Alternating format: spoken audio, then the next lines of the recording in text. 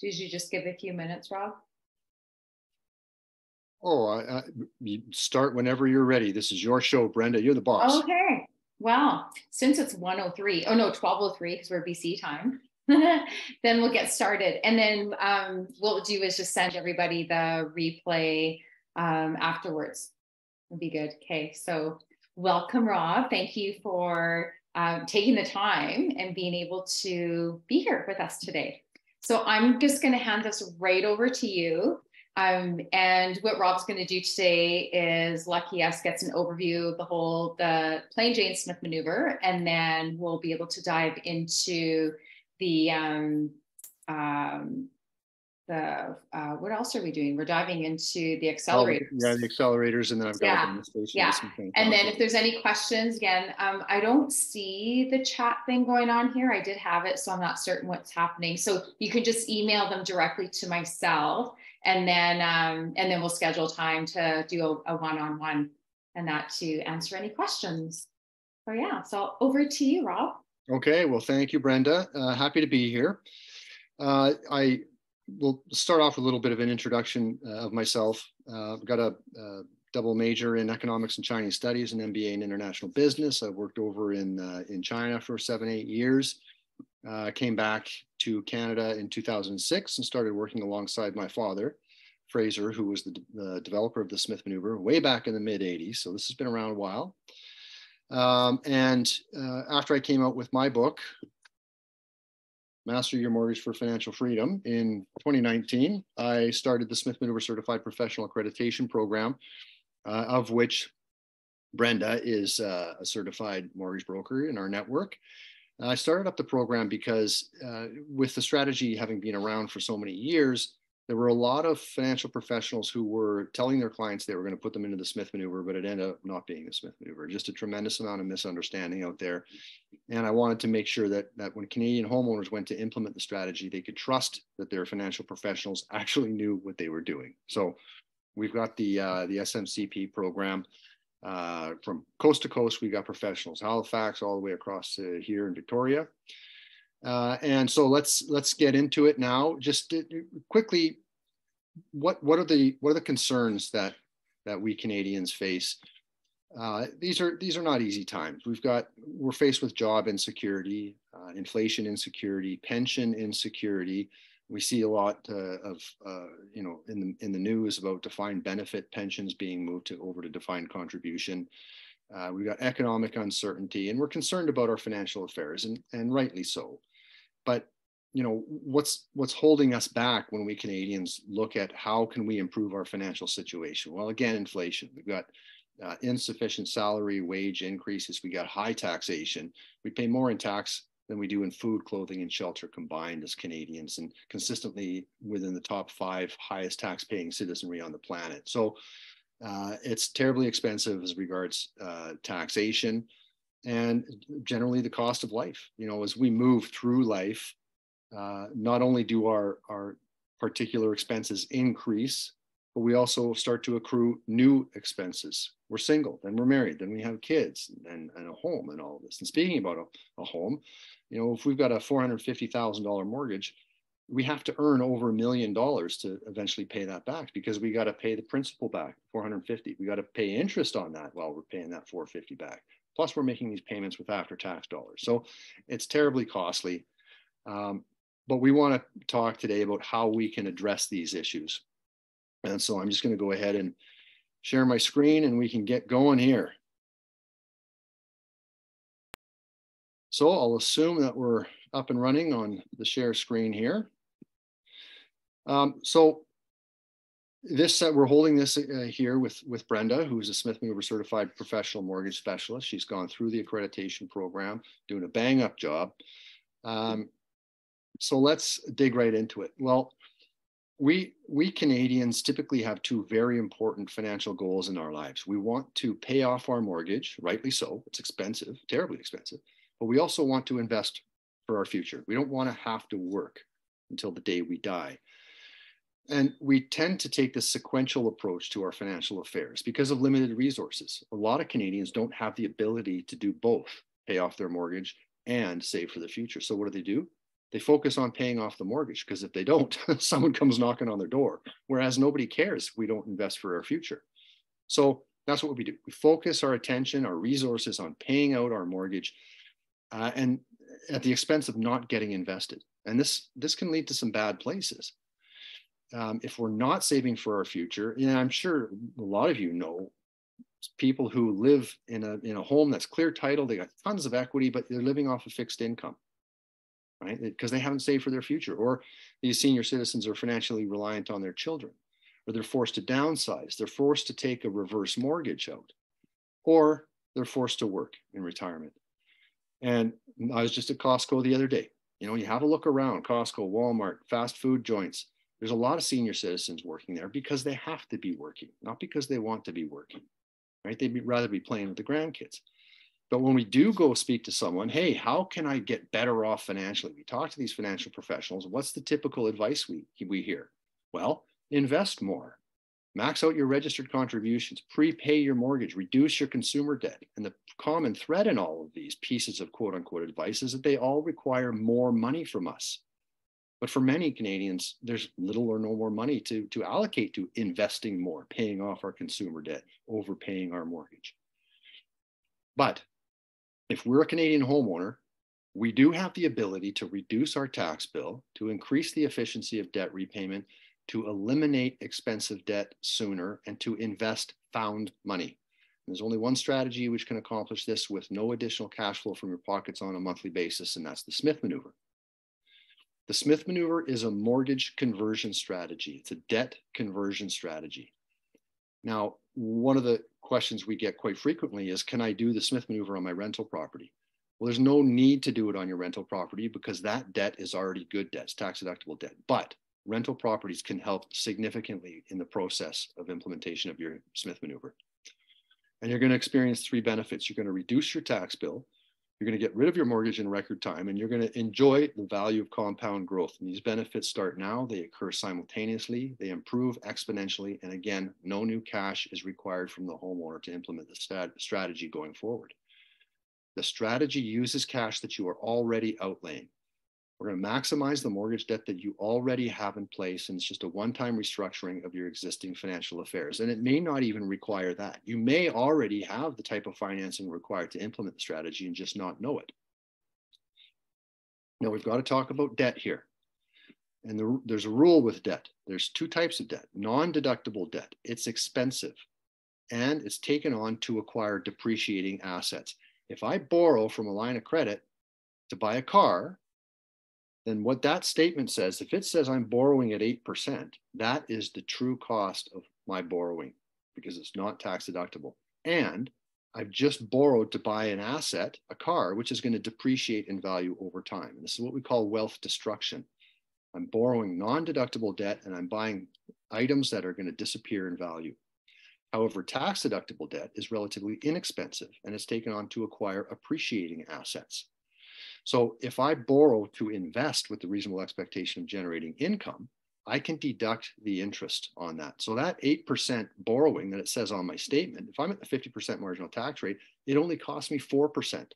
So it's inexpensive. And I'm only getting the benefit of this cheap debt because I'm buying an asset which is going to increase in value over time. I'm investing. And the wealthy understand the difference between these two types of debt very, very well. It's one of the main reasons they're wealthy, and so many Canadians are not. Now, the exception to this rule is your house. While we can reasonably expect the value of our house to appreciate over time, go up, the fact is that the mortgage debt, the debt on that house, is not tax deductible. The CRA will not let us deduct the mortgage interest. But the Smith Maneuver solves this problem. But we have to realize that our mortgage is one of our biggest investment opportunities. But what we need to do is invest our home equity now rather than consume it later, which is what we're doing with the reverse mortgage, or if we're pulling money from our house to finance our retirement, pay food bills and electricity bills. Invest your home equity now rather than consume it later. But in order to do this, we need a specific type of mortgage, and it's called a readvanceable mortgage. Now, typically, people get a down payment. They go to the bank, they borrow, in this case, $500,000 to buy their house. all of that money, that $500,000, the interest is not deductible. It's not tax deductible. It's very, very expensive, therefore. However, if we do get the right type of mortgage, and this is why we go talk to Brenda. Brenda's a Smith Manoeuvre certified professional mortgage specialist. She'll make sure you get the right type of readvanceable mortgage, because there's a few out there, but you need the right type for your situation. This is what a readvanceable mortgage looks like. I've got this little umbrella here because there's two components, at least two components to this type of mortgage. We have the traditional mortgage loan that we saw on the previous slide at $500,000. It's not tax deductible, but we also got a line of credit which is attached to that side. And as I said, not all readvanceable mortgages are the same, but this is the fundamental principle. They all operate on the fundamental principle that if I pay anything down over here on this bad debt side, I can borrow back on this line of credit. And I'm going to pull that out and I'm going to invest it. And I do this each and every month. When I make my regular mortgage payment, the line of credit limit increases dollar for dollar. I'm going to pull that out and invest it. Do the same thing next month, the month after that. And because this is tax deductible debt, because I'm using this borrowing for tax deductible purposes, chances are I'm going to get a significant tax refund at the end of the year. Because every 2 weeks, the CRA takes their chunk of skin off of my paycheck. So by the time I send my tax return in, they look at this, they say, oh, we took too much tax from you each and every month over the past year. We need to send you money back. Here's your refund.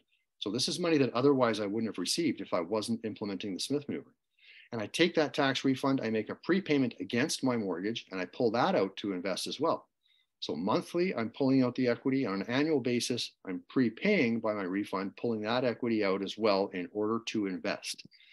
And the CRA says if you borrow to invest with the reasonable expectation of generating income, you can deduct the interest on that borrowing. So in this example here, I've got a $2,200 monthly mortgage payment. The majority of that is going to go to interest. It's not tax deductible. That's why it's so expensive. That money, that $1,260, is gone. I'll never see it again. But some of that payment does reduce principal. So down that $500,000 mortgage balance goes to $499,060.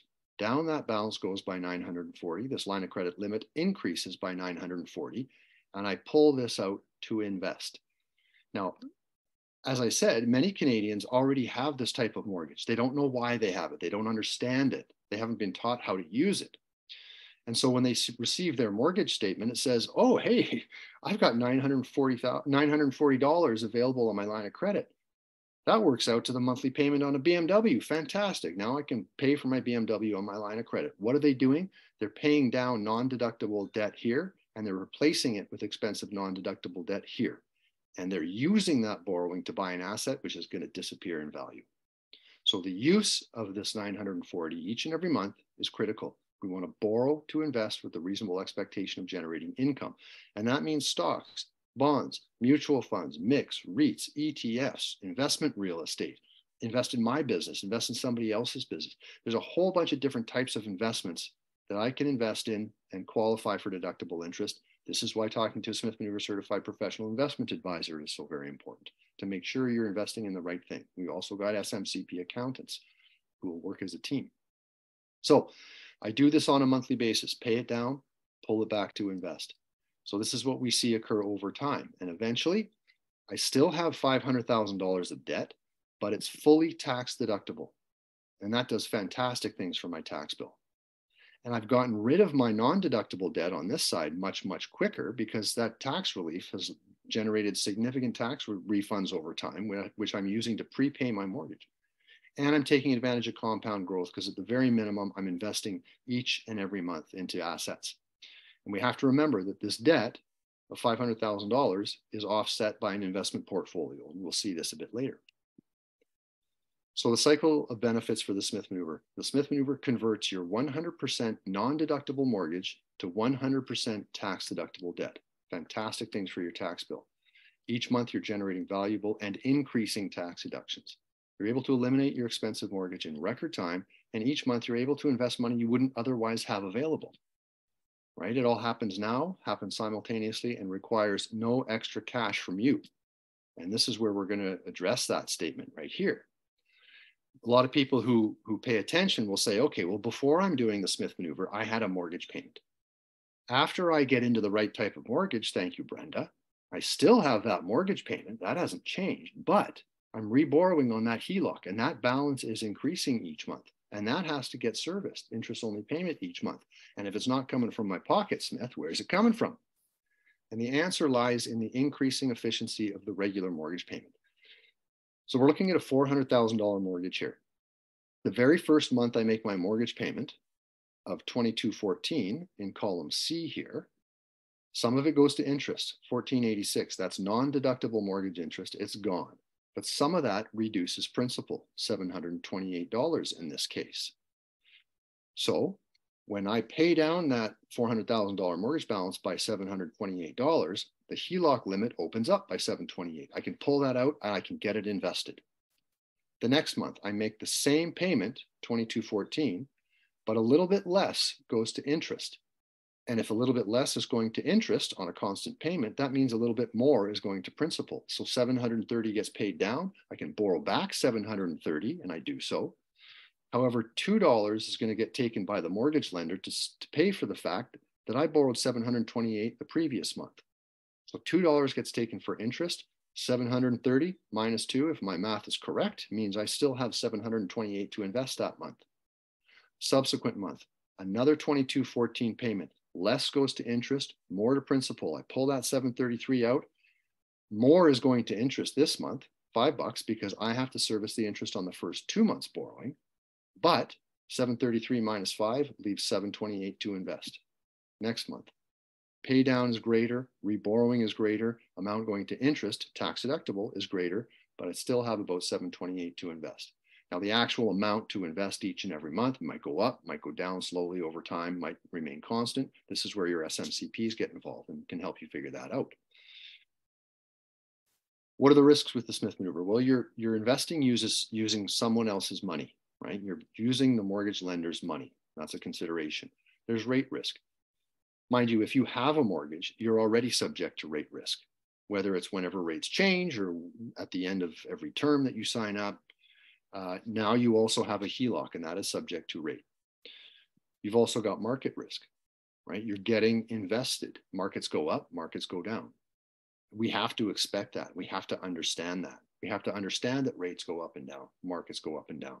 But the fact that this is a very, very, very long-term strategy greatly flattens those risk curves on rate and market. We also have investment risk. Regardless of what the market's doing, what is my investment doing? Have I invested wisely? Have I invested poorly? Right? This is why it's so important to talk to a professional. Regulatory risks. There are changes in the investment industry, mortgage industry, frequently, and that can change the scenarios that we're looking at. And CRE risk. We're dealing with taxation here, right? But this is, again, why having professionals on your team who understand the strategy is so very important, right? To mitigate these risks. And behavioral risk, this is a big one. People tend to want to get invested when markets are high and frothy. Boom, they throw their money in, and then markets go down and they get scared and they sell, right? The opposite of the way to make money over the long term. So if you've got a professional in your corner, I was an investment advisor for 12 years, and I was a psychologist, as much as anything else, helping people through the ups and the downs and making sure they understood this is long-term. We've gotten you into something that makes sense. You just got to stick with it. So the question of what is the Smith maneuver worth?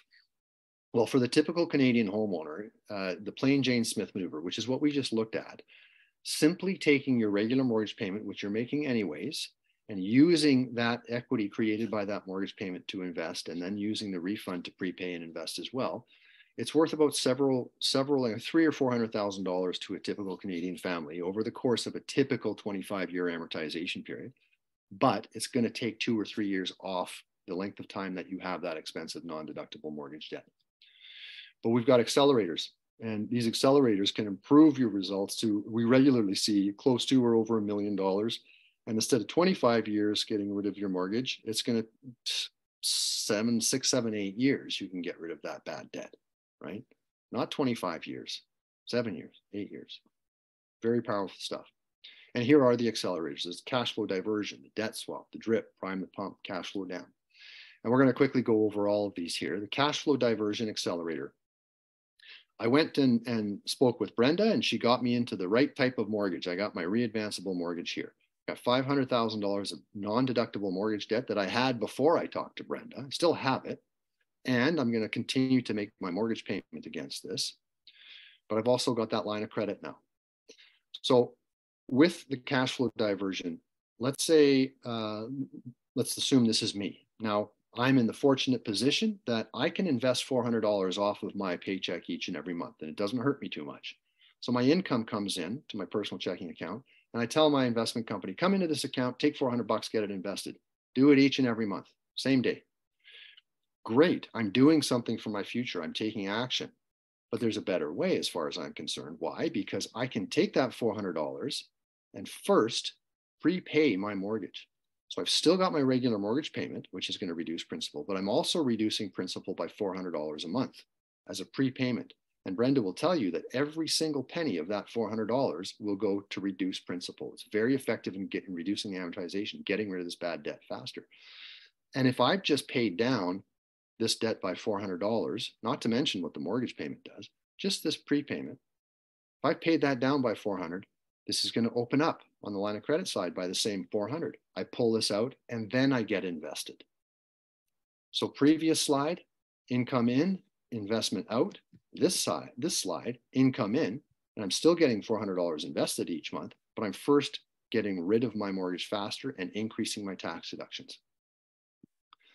The debt swap, that $400 a month that I've been investing each and every month diligently has built up to an investment portfolio of $10,000 in my case, let's say, and let's just call them mutual funds. So I've got $10,000 worth of mutual funds. I have the ability to say, okay, what does taxation look? If I were to redeem my mutual funds for cash, what does taxation look like?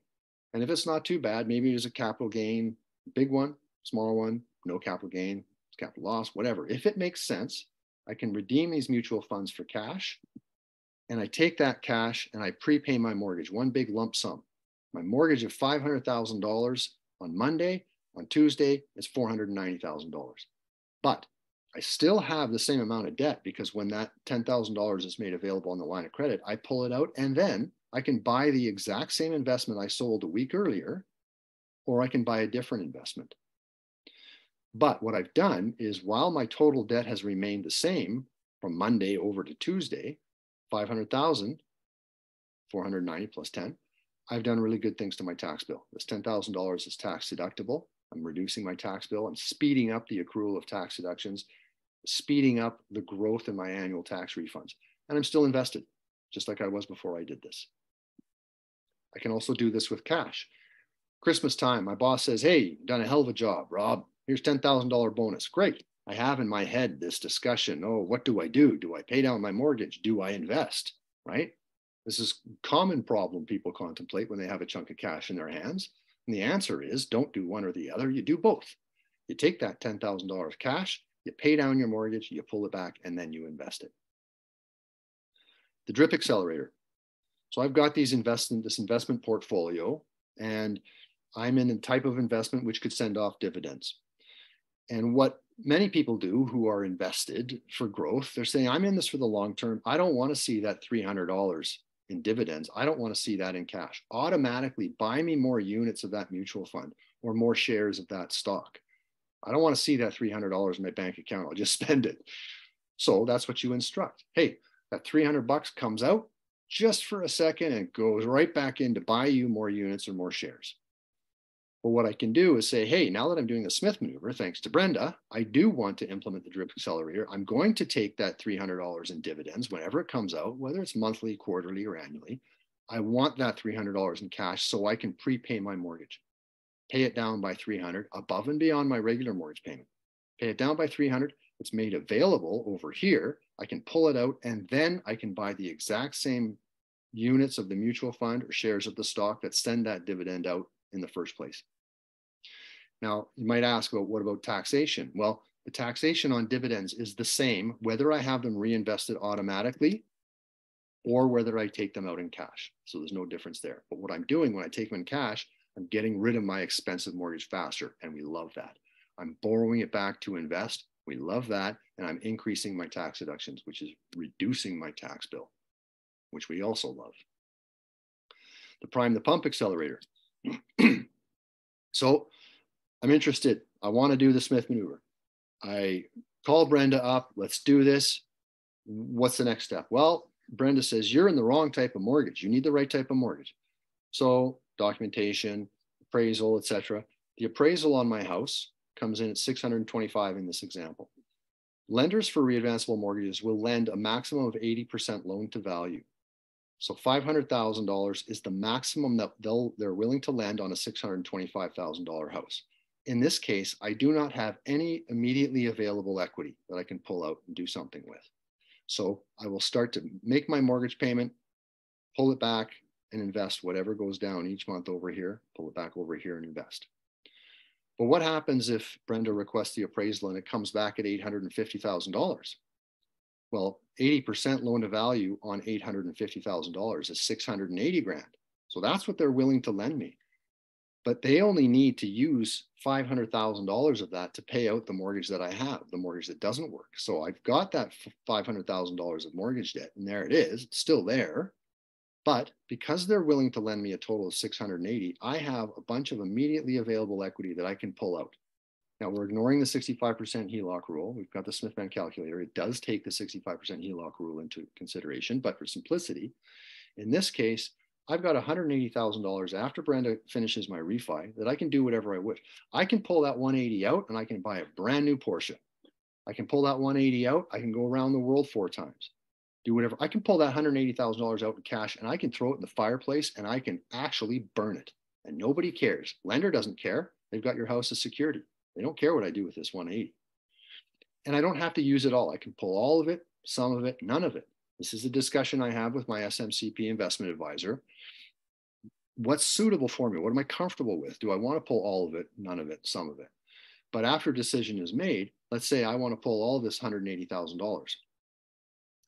I can invest in securities like mutual funds, stocks, bonds. I can invest in a new business. I can invest in investment real estate. I can go into private lending, mix, REITs. As long as there's a reasonable expectation of generating income, I can deduct the interest. And I want to be able to deduct the interest. Why? Because that's going to reduce my tax bill.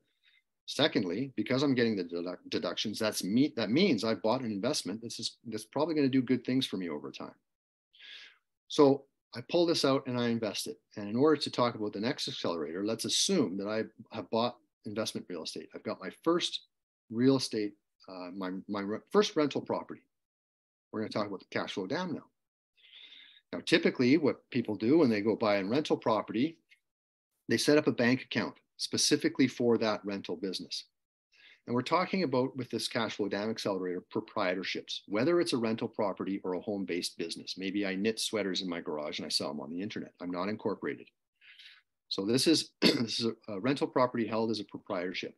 I find some renters. They agree to pay me $3,000 a month in rent. So each month, $3,000 comes into my bank account and $3,000, give or take, goes out because I've got expenses on that business, my rental property. I've got the mortgage, I've got maintenance and upkeep, property tax, all that. Money in, money out. But there's a better way. I'm missing out on a very, very valuable opportunity because if I implement the cash flow dam, then after that $3,000 rental receipts comes into my bank account, I can use that to prepay my own mortgage. This is the house in which I live. So boom, $3,000 prepayment, my $500,000 mortgage balance goes down to $497. Boom. I can reborrow that $3,000 because the line of credit limit opens up dollar for dollar. So $3,000 down, $3,000 back out into my bank account, and then I take care of the expenses on my business, my rental property. So same as before, money in, money out, but I'm making it work well more than once. I'm prepaying my bad debt, getting rid of it faster. Oops. I'm pulling it back out to invest in my business, which is creating tax deductions, and I'm still servicing the expense on that rental property. And this is tax deductible because I'm borrowing to invest with a reasonable expectation of generating income. I'm borrowing to invest in my rental property, which is sending income, $3,000 a month. So this is very, very powerful stuff. So again, each month you're able to invest money you wouldn't otherwise have available.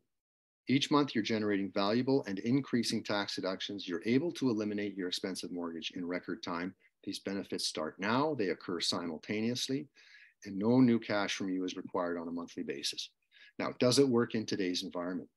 Inflation is running high. Well, let's look at that. If I'm paying off my mortgage conventionally, like every other Canadian who isn't implementing the Smith Maneuver, then whenever I make a mortgage payment, my equity is increasing. And pretty soon, I've got a lot of equity in my home, but I haven't done anything with it. I haven't put it to work. It's earning me 0%. In fact, it's earning me less than 0% because of inflation. So there's a significant loss of value over time. If I've got $500,000 of equity in my home, that'll purchase a really nice car now. 10, 15 years from now, that same $500,000 of equity might not buy me a really nice car, you know? So you need to put your money to work to fight inflation. What about high rates? We see this a lot. Well, you know, on the internet, which is a rat's nest of misinformation.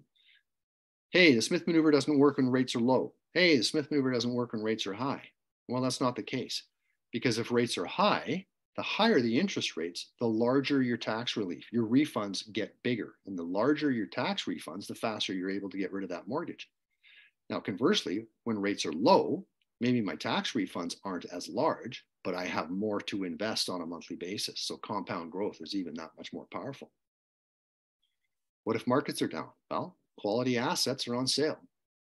You know, investing is probably the only industry where sales scare the consumer. Royal Bank, $130 a share.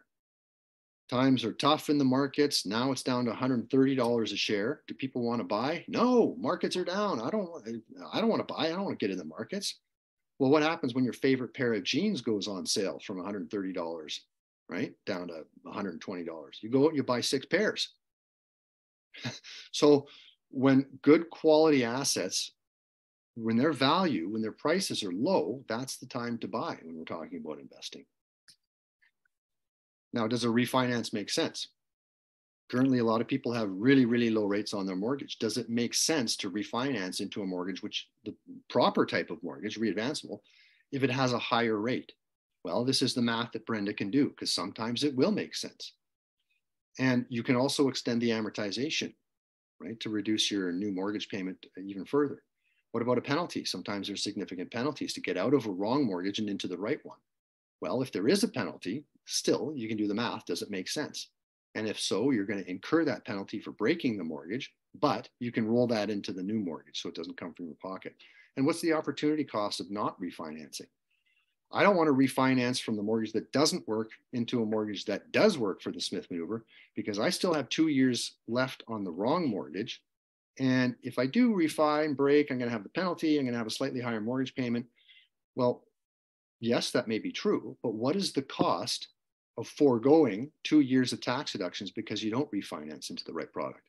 What is the opportunity cost of not being able to invest over the next 2 years because you insist on staying in the wrong mortgage? So these are things that can be looked at. So I'm going to go through a quick little demonstration of the Smith Man calculator. This is recorded. Brenda, if you cannot hear my voice, please let me know. Otherwise, let's just let her run. Okay, due to time constraints, this is going to be a very, very fast demonstration of Smith Man calculator. So once in, I'm going to give it a name, this scenario, and we're going to head to the calculator. We can enter various types of income. I'm going to throw in $150,000 of employment income. I've also got a rental property proprietorship, and it generates $36,000 in rental revenues per year. And it costs me $34,000 a year to service the expenses on that rental property.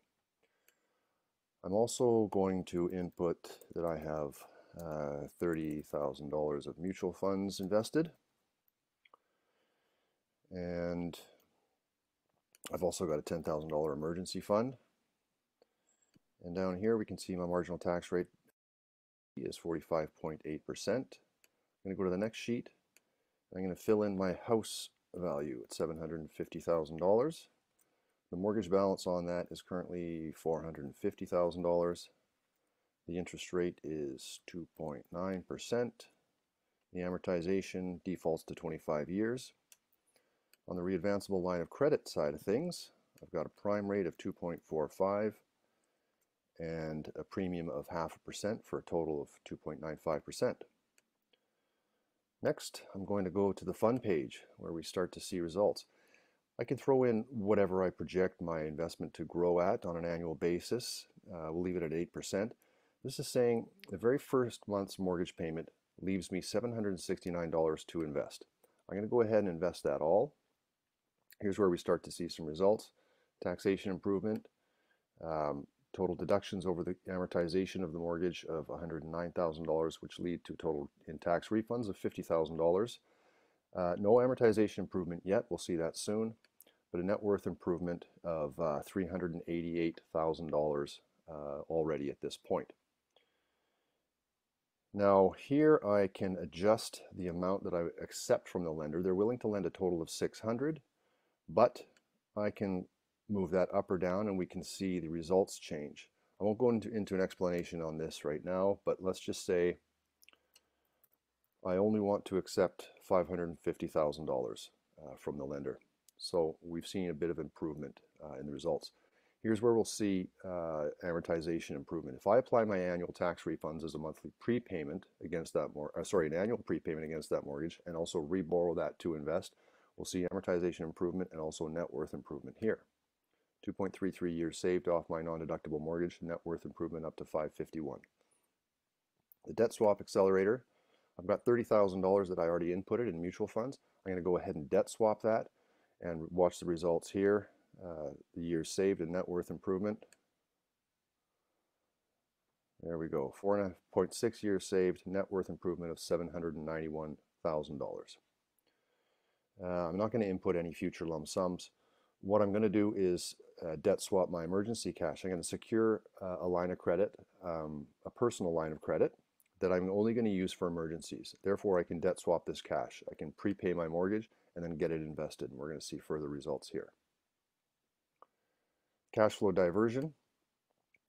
Let's say I have been investing $300 on a monthly basis. That's how I built up my $30,000 in mutual funds. So I'm going to go instead apply that as a prepayment each month and then reborrow it to invest. 5.42 and 869, it goes to 8.42 and net worth improvement of $1.164 million. Cash flow dam accelerator. I previously entered my rental revenues and expenses, and that works out to $3,000 a month in revenues and expenses of $2,833. If I implement the cash flow dam accelerator, we're really going to want to watch this one here. Instead of saving 8.42 years off that mortgage at this point, I'm saving 18.25 years, which means my original 25-year amortized mortgage is going to be gone in 6.75 years. Dividend reinvestment plan accelerator, I won't go there at this moment. Prime the pump accelerator. Based on the numbers inputted, apart from that non-deductible mortgage debt when I refinance into a readvanceable mortgage, I've also got $100,000 of immediately available funds with which I can prime the pump. So I can withdraw some, all, or none of this if I wish, but if I do, I'm going to get this invested immediately. So if I pull $50,000 of this to prime the pump, then we'll watch the net worth improvement go from 1.3 to 1.7. Now I've saved 18.5 years off my mortgage. I've received total tax refunds over the course of the mortgage of $145,000. And again, instead of 25 years, that mortgage has gone in 6.5 years. So this net worth improvement, this is net worth improvement, meaning I've got an investment portfolio of $2.21 million offset by 100% tax deductible investment loan of $484,000, leaves a net improvement of $1.726 million. And the next screen here, that just shows the graph. The green line descending at 25 years to the x-axis is a 25-year amortization. This blue line hitting $0 is the reduced amortization of my mortgage. The red line over here is my investment portfolio. The yellow line is my total debt. And then I can view and print a report, which is going to summarize the results. It's also going to give me my instructions for the monthly process of the Smith Maneuver based on my numbers. So there you go, a quick demonstration of the Smith Man calculator. I hope you enjoyed. Okay, and we're back. Now, those of you who are quite attentive may have realized that in that demonstration, I was using interest rates of 2.9 and 2.95%.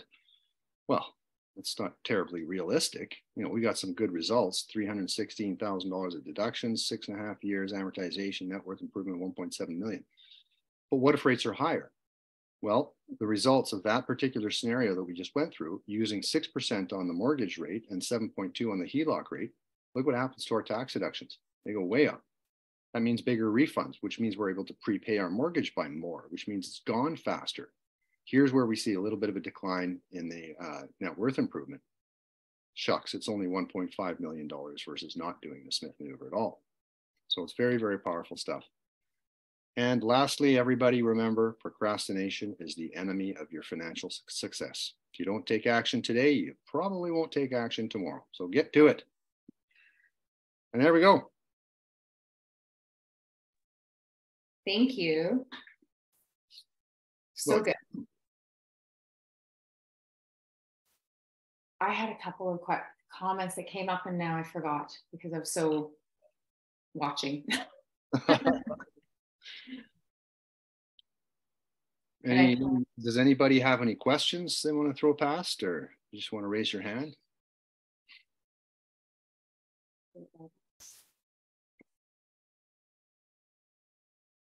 I know I had a few. Oh, okay. There's Blake. Blake, do you want to unmute and? Hi, can you hear me? I can. Hi, Blake. Hi. Yeah, I'm thrown off now because I was hoping we were going to do questions, but we were told we weren't, and so now I don't have my questions. I think it's put together well, and I missed the first half an hour of your presentation. I can send it out to you, Blake, too. I'll send a replay because there's about 60 people that had wanted a copy. So yeah, I'm looking forward to that. But I think it was well put together, and I appreciate the fact that you did examine the new interest rates that we're facing. I think it's important, and you know, I'll let anyone else have a question, and I'll see if something comes to mind while I watch this discussion, and maybe I'll raise my hand again in a few minutes if that's okay. Sure, absolutely. I remember when Blake, even on our email, was in reference to what types of investments are right. So I mean, and again, I don't know whether you touched on that at the first half an hour that I missed, but I guess, well, maybe I can share this. So the majority of the investment that I do, I shouldn't say the majority, all of it, I do everything self-directed from my RRSPs, my TFSA, my RESP, and all the rest. So I'm going to assume that this obviously has to be in a non-registered account. And from your perspective, are you helping clients to set up this Smith Maneuver so that way we can take these funds and do our own self-directed investing with them? Or do you need us to go with someone who you're going to say, this is a money manager and we want you to use this particular person? Okay, so thank you, Blake. Firstly, you do not need to use any Smith Maneuver certified professionals if you don't want to. If you are a do-it-yourselfer, you can do it yourself. The disclaimer there is that there's a good chance you're going to miss out on significant benefit. There's a possibility you do things wrong. The Smith Maneuver in and of itself, I can describe going up an elevator to the 7th, 8th floor. But there are a lot of parts that are moving around in the background. And when it comes to investing, firstly, we do have investment advisors who are fee for service. We have them who are commission based. You can ask Brenda to connect you with someone. You can interview them. You don't like them, you can talk to somebody else. We've got a number of them. But I would always recommend to absolutely everybody to use a Smith Maneuver certified professional. I go out, I buy a brand new Ferrari. I'm not going to take it to Tim's garage on the corner for a tune-up. I'm simply not going to do that. We're dealing with investing. We're dealing with mortgages. We're dealing with the CRA. To do it wrong can be costly. To do it right can be very, very beneficial to your family. So if Brenda doesn't charge fees for the appropriate financing, her lenders pay it, just like any other mortgage broker who's not a Smith Maneuver certified professional. You don't pay them directly. You don't pay your bank mortgage specialist directly either. So everybody gets paid by somebody else, but using someone who's not a Smith Manoeuvre certified professional, trust me, I've been doing this for years. It can be very expensive. We've seen a number of people blow themselves up because they thought they could do it themselves. So there, rant over. But someone can help you. You can do your own investing, but someone can help you, guide you through it. Say, look, this is the way the money flows. This is what you want to avoid. And you're right. RSPs, RESPs, TFSAs, they're tax advantaged already. The CRA is not going to allow you to deduct interest on money you borrow to contribute to these types of registered investments. So continue on with that. But by implementing the Smith Maneuver, you're still freeing up another $700, $1,000, $1,500 a month to invest in a non-registered account. So now you're continuing to invest where you want to invest in your RSPs, your registered programs. You're contributing to that like you always have been. You've just freed up an additional $1,000, give or take, to invest in a non-registered account. Yeah, the sort of situation I was looking at is we have another property that's paid off in full, and I was debating on remortgaging that property and sort of implementing this. So I don't know whether it's going to be considered a Smith maneuver or whether I'm just going to be straight taking out another mortgage. You know what I mean? And then taking that money and putting it into income producing assets. But again, I'm going to look at the first half an hour of your video when I get a chance, in case I missed. Yeah, and I can quickly touch on that, Blake. So assume you've got a house, you've got a mortgage on it, it's non-deductible, and it's a 25-year AM, or you're down to 23 or 17 or whatever. You've got an opportunity to create wealth from your principal residence by making sure that you have the right type of mortgage, going to Brenda. But you've also got a rental property, it's clear title. You've got significant equity that's earning you less than 0% in that rental property. Brenda can also help you finance that rental property. You can pull money out and buy a third rental property with, or invest in the market, whatever you want to do with that. But as long as you're borrowing to invest with a reasonable expectation of generating income, you can deduct the borrowing you execute against that rental property. Now, some people will assume that because it's a rental property, I can pull from that mortgage, I can finance and pull from that rental property mortgage, and I can buy whatever I want, and I can continue to deduct the interest. That is not the case, because regardless of what is security for the loan, regardless of the terms of the loan, interest only, principal plus interest, the test is, what did you do with that money? And even if you borrow from your rental property, if you buy a car that's not for business, it's not deductible.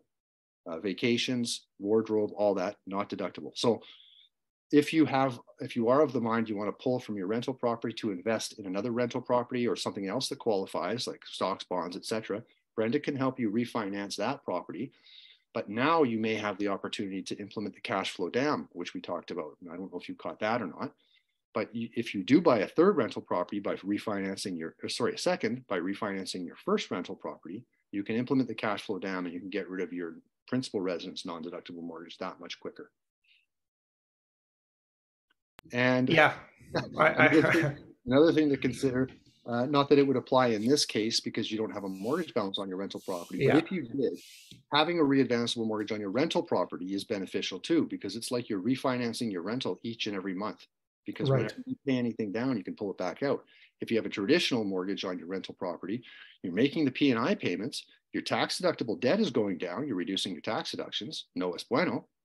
Plus, you're requiring all this additional equity, which you can't access until a few years later. You've got so much equity in there, finally makes sense. You talk to Brenda, let's refi, great, you pull it out, you invest again.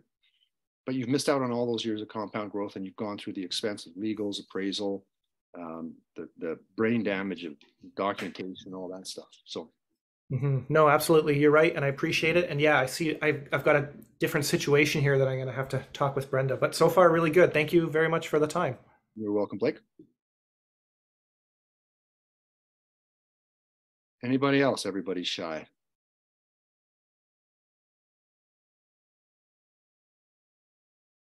Well, one of the questions we get quite frequently is this legal?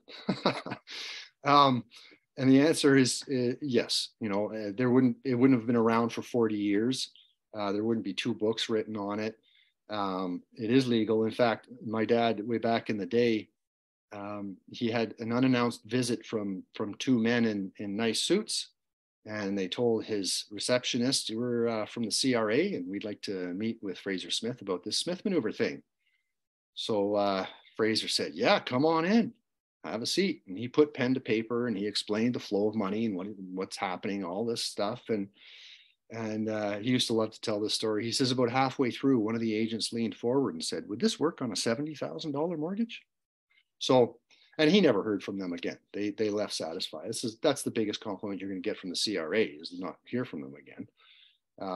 So yeah, it's been around for a long, long time, and it's based on the fundamental premise that the wealthy, the poor, the middle class, business, they all have the right to deduct interest on money that's borrowed to invest, the reasonable expectation of generating income. So there is a possibility that could change in the future. Is it likely? Very unlikely that they'd change that rule, because who would that upset? That would upset the wealthy. That would upset the corporations, right? They wouldn't be in power very long. So yes, and you know, even if that was coming down the pike, that doesn't, or we thought it was, that doesn't stop us from taking advantage of our financial situation to the extent that we can now, and take advantage of the benefit that we can for an X period number of time. It's like saying, well, I'm 18 years old and I might get arthritis when I'm 50, so I'm not going to bother learning the piano. Right? You do what you can when you can to improve your situation. There's another common one of so many assumptions of people feeling that, oh, it's leveraging, there's risk. But we did go over the risk in this as well. I'm not sure if Blake had seen that, but yeah, that's a common misconception, is the leveraging thing. And that's been a discussion that's been going on since day one. Mm-hmm. You know, some people call it a leveraging strategy and others don't. And we contend that it's not a leveraging strategy. Why? Is because when you borrowed from the bank to get your mortgage, that $500,000 mortgage to buy your house, that's when you leveraged. That's when you borrowed, right? That's where the leverage happens. With the Smith Maneuver, all we're doing is changing the nature of debt. We're not accruing new debt. We're not getting more money, with the exception of the prime the pump accelerator, which is optional, and you want to make sure it's suitable if you choose to implement that. We're not getting any more debt. Even if Brenda is able to say, hey, you got a $500,000 mortgage. Oh, you've also got $12,000 on credit cards. You've also got $20,000 in a personal line of credit. We're going to consolidate all that. You're going to have a higher mortgage balance, but you're going to save a lot because the rate's going to be lower. So you had a $500,000 mortgage. Now you got a $560,000 mortgage. That's not additional borrowing. You already had the borrowing. You just had crummy terms over there. We just got you better terms on the mortgage. Sorry, I have a question, and it could be a dumb question, but I'm just trying to figure this out, and that's why I'm going to go through Brenda to help me out. But as your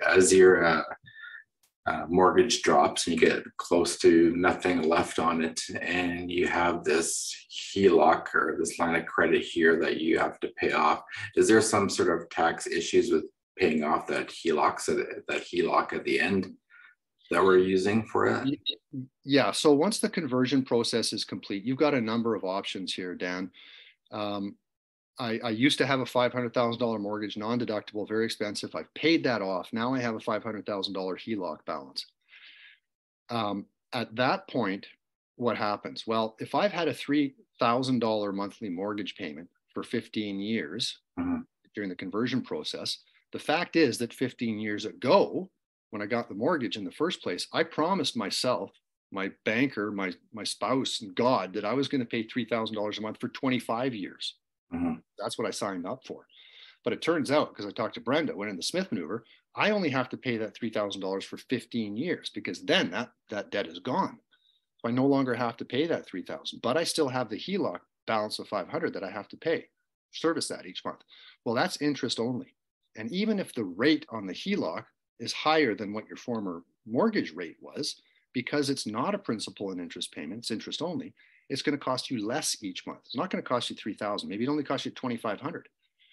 So ideally what you do is you say from year 15 to 25, because I've already made that promise 15 years ago to pay $3,000 a month for 25 years. I'm going to continue to come out of pocket $3,000 a month, because They gave me the mortgage. They said I could afford to do that for 25 years, and I can afford to do that. I'm going to. Only $2,500 is required to service the interest only on that. And the difference of $500, I'm going to get that invested directly. Or you can say, I'm still going to come out of pocket by $3,000. The $2,500 is going to service the interest on that, but the additional $500, I'm going to apply that as principal on my debt, my $500,000 HELOC balance. Now you would do that because it feels good to you to even though it's tax deductible debt, it feels good for you to see that going down. What you're doing in that case is you're reducing your tax benefits because you're reducing your tax deductible debt. You're also using that $500 to pay down really cheap money, and instead you're not getting it invested for growth at a higher growth rate. But that's a decision you make at that point where you complete that conversion process. Or you can say, okay, I got a $500,000 HELOC balance at conversion, year 15. I've also got $750,000, $800,000 investment portfolio. You can redeem, if you wish, some of your investment assets to pay down that HELOC balance. Pay it down from 500 to 300, or 500 to 200, or pay it off completely. You've eliminated your tax benefits. You've eliminated the growth potential of all that money that the investments you've redeemed to pay down that debt. But if you want to do that, if it's going to feel good for you, do it. Point is, you've got these options once that conversion period. Have you seen the bank change the terms at all on it, as now your mortgage debt is low, and then they have this HELOC attached to it because the terms are like a 5-year term or whatever on that loan? Have you seen them change the terms of how you're using that readvanceable mortgage before? Or no. I mean, no, I don't think like they're two separate items. I mean, the lender has the right to call a HELOC. I've never seen it happen. I had over 500 families as clients. I've never seen it happen. You've also got the ability, once you've got that HELOC, to convert that tax deductible debt to principal plus interest payments if you wish, depending on what rates are doing. Because you have a readvanceable mortgage, you can take that interest-only HELOC balance and convert it into an amortizing P&I balance of $500,000. Your monthly mortgage payment is going to be bigger because now there's the principal component.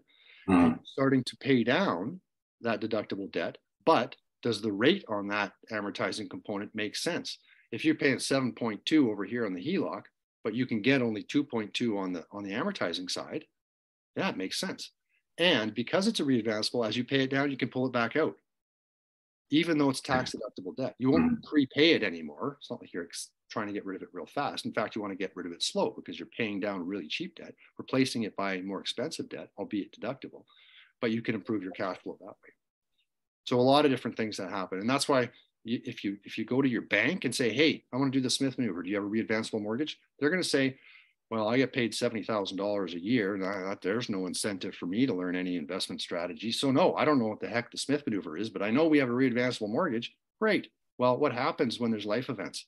When you have to move, you switch jobs, you want to upsize, downsize, there's relationship breakdown, there's emergency expense. All these different things can and will happen. And if you're not dealing with a Smith Manoeuvre certified professional like Brenda, your banker, your non-SMCP mortgage broker, they're going to say, I don't know what to do. So I'm sort of going back to why it's so important to use an SMCP, but all of these scenarios we're talking about, all of these questions go back to the fact that Brenda is an SMCP. She knows how to deal with these issues. And if she doesn't, she picks up the phone and calls me. Or we all SMCP mortgage brokers get on a call. Hey, Brenda has this situation. It's unique. No one's seen it before. Let's brainstorm here. Right?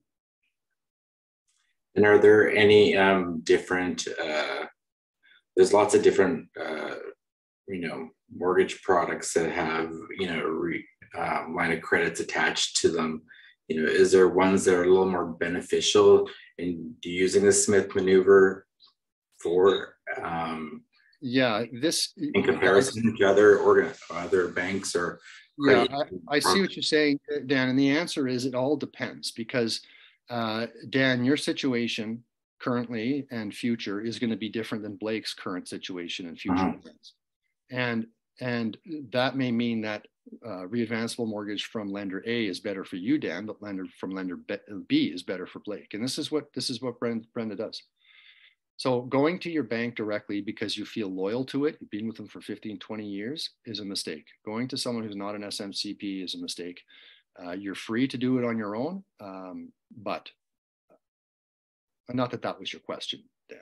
I keep on going back to that because I see people blow themselves up thinking they can do it by themselves. Blake's had his hand up. Thank you. I just wanted to comment with what Dan was talking about, and it is. I'll stay on topic because it's still on topic. The one way I look at it doing it, Dan, is that at the end of the day, you can almost take. How will I word this? You can end up having sort of a larger asset instead of just paying down that mortgage. You sort of flip it, so that way at the end of the period, you'll have sort of a big chunk of cash above and beyond what you would have just paid in your mortgage. So for my particular situation, why I was looking at doing it with the rental was I sort of thought, if I can take the money and if I can grow it over the course of a 20-year period, then there's at the end of that 20 years, like where you were mentioning, Dan, that you end up having this big debt. What I intend to do, again, if it works and I have to crunch numbers and everything, is to use that readvanceable mortgage on the property, get the assets, let them grow, and then at the end of, say 20 years, to actually sell and pay my capital gains if there are any. And then at least at the end of the day, I'm left with sort of this new nest egg that's above and beyond what I would have had in the mortgage. I don't know if that makes sense, Dan. That's exactly the principle that's involved here, is the fact that, if I invest, I buy an asset and I invest wisely, whether it's in the markets or whether it's real estate. If I invest $400,000 and I borrow that to invest, I'm going to owe $400,000 for as long as I have that asset, years and years and years and years. I make interest only payment, it's tax deductible, good for my tax bill. But that $500,000 I borrowed is going to stay $500,000 month after month, after year after year after year. Meanwhile, I bought an asset for $500,000 and it's growing in value. So at the end of 15 years, I can sell the asset that I bought for 500,000. I can sell it for $1 million, pay back that 500, and I still got 500 grand left over. Yeah, exactly. That's sort of the situation. Again, everyone's different. It is a really good situation with regards to doing this on mortgages for personal residence. Again, I do different things, but the same sort of thing as what you guys are saying here, it really does work as opposed to just eating an interest rate on a monthly basis. Doing this, if you already have a mortgage for 20 years, it really does when you crunch the numbers. The reason I'm here is because, again, it's actually, I would say it's hard to find people like yourself, Brenda and Robinson. It's actually pretty hard when you go into the bank. Like I deal with BMO, but a lot of times what'll happen is they issue, it's kind of a half-assed attempt, I guess, at a readvanceable mortgage where they'll have, they have stipulations where it's sort of, if you try and port the mortgage, then they want that paid out in full. And for what you were asking, Dan, that can cause problems with going to your normal bank, whereas Brenda would have lenders that sort of are aware of that situation and wouldn't cause you massive problems, right? Where you're suddenly forced to liquidate. I'm sure Brenda could speak to that. So I'm going to ask you another question because, I'm very curious.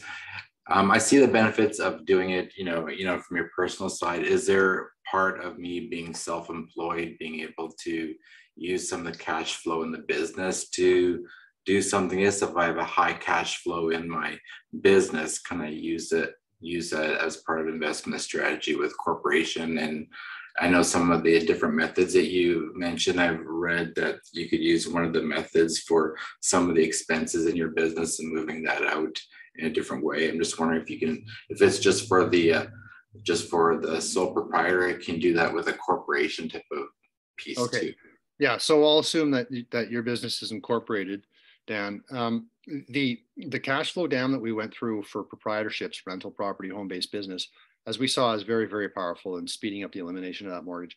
When we talk about corporations, the reason it's relatively simple with a proprietorship is because it's one legal entity, me. I am getting employment income, I'm getting rental income, it's all coming in my name. When we're talking about a corporation, there's two legal entities. Even if you own that 100%, no other shareholders, there's you and there's your corporation, two legal entities. And so now we run into some complexity there when we're pulling money out, when we're putting money back into that corporation after we run it through the mortgage. But there is a way that your corporation can help you in the conversion of your principal residence. It's beyond the scope of what we're talking about here. But again, this is why we have Smith Manoeuvre certified professional tax professionals, right? Accountants. They can say, okay, here's how, take a bit of explaining how we're going to use your corporation to help you all with all of this, but it can be done. It's just beyond the scope of us here today. Great. I look forward to talking to you about with that, Brenda. Yeah, Brenda can connect you with investment advisor, an SMCP tax professional. She's your point on this. Joyce Plummer has raised her hand. Hi, going back to the question that Blake and we were talking about just before Dan's or before the last comment with respect to the HELOC component being left at the end of the Smith Maneuver when the mortgage is paid off.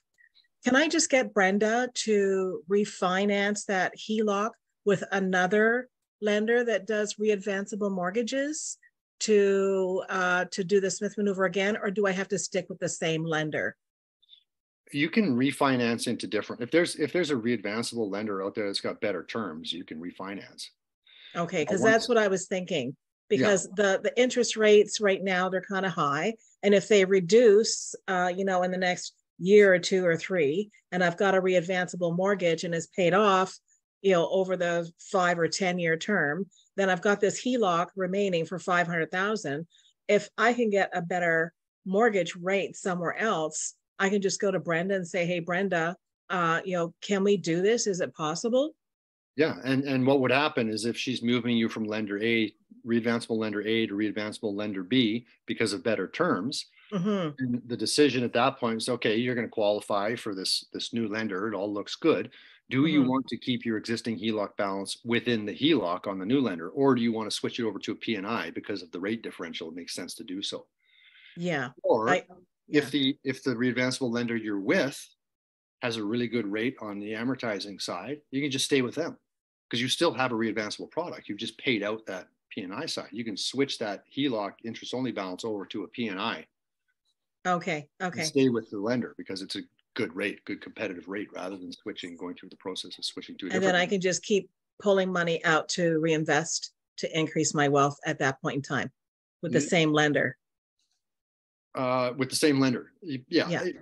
Basically, you're implementing what's called the Fraser-Finagle, and that's, the Smith Manoeuvre certified professionals. It's in the course. Okay. But that entails, it's all deductible debt, whether it's P&I or interest only. What do the rates say? Does it make sense to keep it interest only? Does it make sense to turn it to P&I and pay it down and pull it back out to service the expenses on the mortgage, right? Effectively making it interest only payment. You're not reducing your deductible debt, which means you're not deteriorating the benefit of the tax deductions. You said that was called the Fraser-Finagle? Yep. Okay, thank you. This was developed by Dad back when, right now we see interest only rates on HELOCs. Those are higher than amortizing rates. But that wasn't always the case for the longest time, probably forever, until, after 08, 09 happened. That's when we saw amortizing rates all of a sudden were lower than HELOC rates. And so he says, well, yeah, I got interest only at 5%, but there's amortizing at 3.6. So let's take that tax deductible debt, turn it to an amortizing, still pull out what we're paying down, but that goes to service all the money that the interest expense that's required here. So there's a bit of complexity to it, but you've got the ability to make the decision if rates warrant. Do you stay interest only? Do you swap it over to P&I? And you can stay with the same lender because it's still a readvanceable mortgage. It was when the day you registered it. It still is. Okay, great. Thank you so much. Great questions.